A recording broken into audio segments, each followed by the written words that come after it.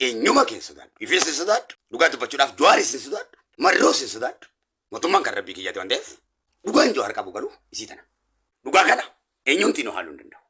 Oromon yoga pati, juar kofa bakalan ada base, dawutif satin ada base, kambiratin ada base, juar kofa kaisa sar kifacun, kun roro muslimati garsisa, nate bagata, jibba muslimati garsisa.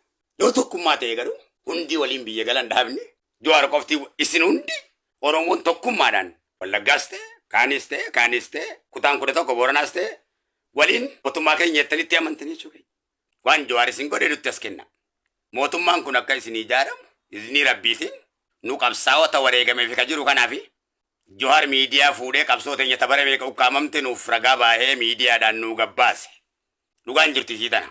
Jawaartu Oromoo gurguree eenyumti eenyum gurguree hundi keenya yoo gurguramne waliin gurguramne. Yo biyya bulchaa jiraanne biyya bulchaa waliin jirraa jechuu keenya.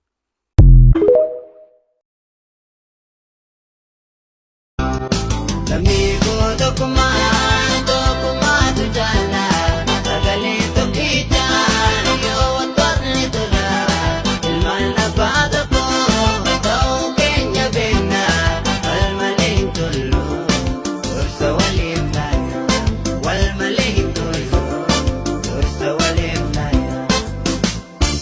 Galmi abbaa gadaa ofiitti nu yaama keenyan abbaa.